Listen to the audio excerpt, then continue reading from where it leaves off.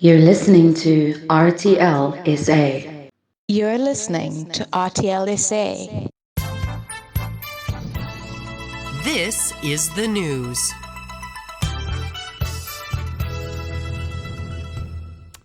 There we go, and let's get straight into the headlines for today.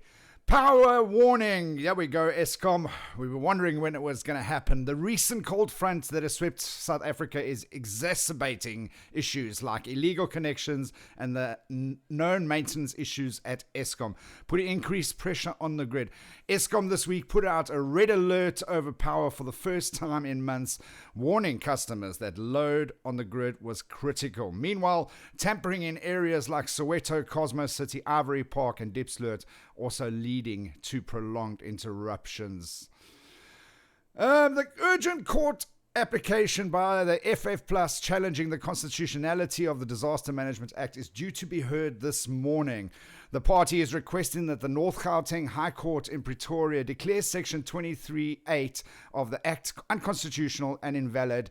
It's under this Act that the government has implemented a nationwide lockdown to curb the spread of the coronavirus.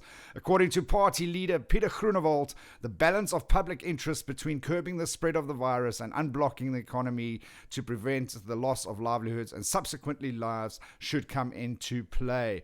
Now this man, oh my goodness, here we go again. In the news, Mr. Jacob Zuma. Oh. I don't even know what to say. Anyway, former President Jacob Zuma, whose views on the country's race question have become stronger in recent years, on Monday said he was pained to see educated black people thinking like whites.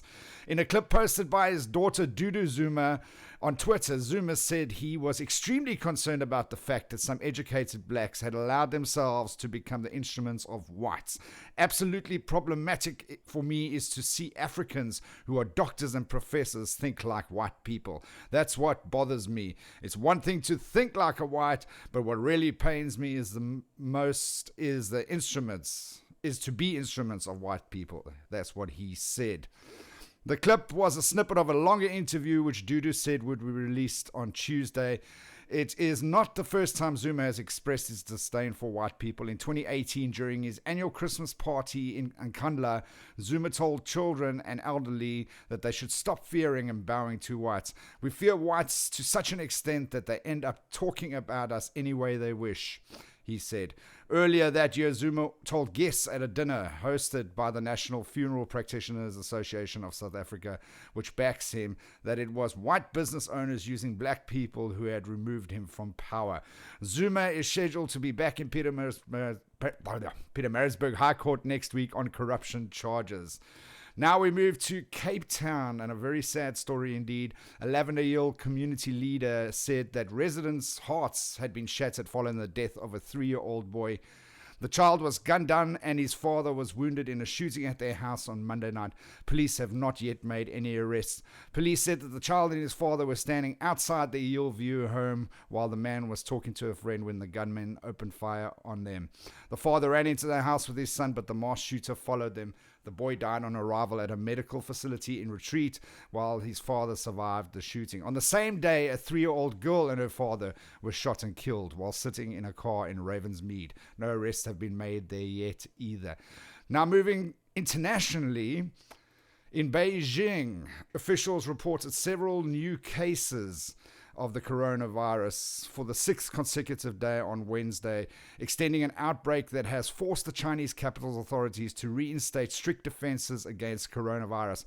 Health officials recorded 31 new confirmed infections for 16th of June, bringing the cumulative infections since Thursday to 137 cases, the worst resurgence of the disease in the city since early February. Authorities on Tuesday raised Beijing to level 2 alert, the second highest level in a 4-tier COVID-19 emergency response system that reversed a one-step downgrade from level 2 to level 3 a mere 10 days earlier. The outbreak has been traced to a sprawling Zhongfadi wholesale food center in southwest of Beijing, where thousands of tons of vegetables, fruit and meat change hands in every day. The new coronavirus was first identified in December at a seafood market in Wuhan, capital of the central Chinese province of Hubei, and has since spread around the world, infecting more than 8 million people.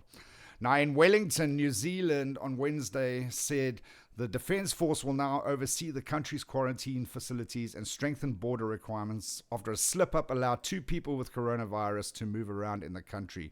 New Zealand on Tuesday lost its COVID-free status when 2 women who had been given permission to leave quarantine early on compassionate grounds after arriving from Britain tested positive for the coronavirus. Prime Minister Jacinda Ardern said that she was appointing the Assistant Chief of Defence, Air Commodore Digby Webb, to oversee all quarantine and to manage isolation facilities, including the processes of exiting people from these facilities. New Zealand had trumpeted its achievements last week of becoming one of the first countries in the world to eliminate COVID-19 and return to pre-pandemic normality, lifting all social and economic restrictions except border controls. The 2 women who arrived from Britain on the 7th of June went into compulsory quarantine after landing, but had been given special permission to leave the facility early to see their dying parents, even though one of them had symptoms which she attributed to a pre-existing condition. Ardern said the infected person should not have been allowed to leave. This represents an unacceptable failure of the system, Ardern said. We require not 1 but 2 tests to be undertaken at those facilities. It did not, and there are no excuses, she said. That's where we leave the headlines for today. My main story coming up in a little bit, as I said, we'll be talking about the whole brand new lockdown level advance. Is that what they called it? So I'll be telling you more about that. You're listening to RTLSA.